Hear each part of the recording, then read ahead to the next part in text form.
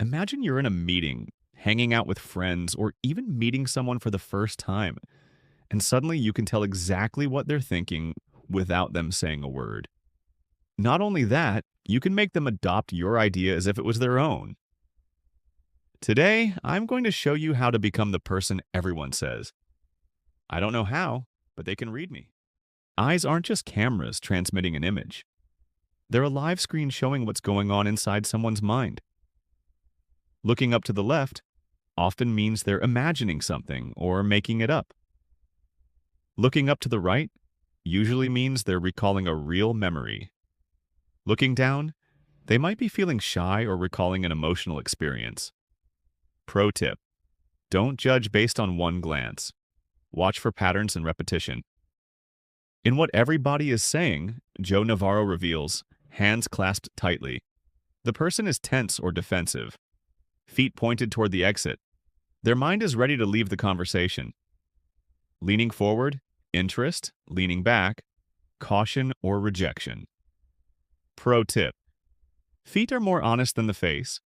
They're harder to control. Drawing from Dale Carnegie's How to Win Friends and Influence People, listen more than you talk, and make them feel like their story matters more than yours. Use people's names. To the brain, hearing one's name is like hearing a favorite song. Show genuine interest, not empty flattery. Now, like and subscribe because it will make a big difference to me. And leave a comment to share the video. Here's the big secret: the frame. If you enter the discussion with your own frame, the other person will often follow it. Example: instead of saying, "What do you think about doing this?"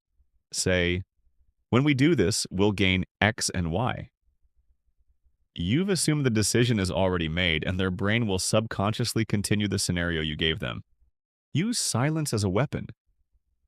Sometimes a short pause after they speak will make them reveal more.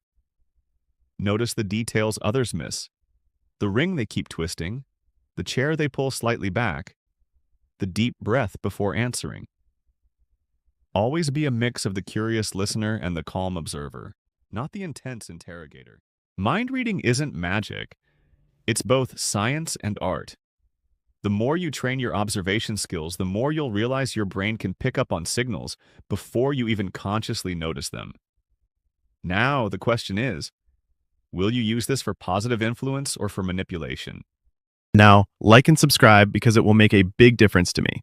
And leave a comment to share the video.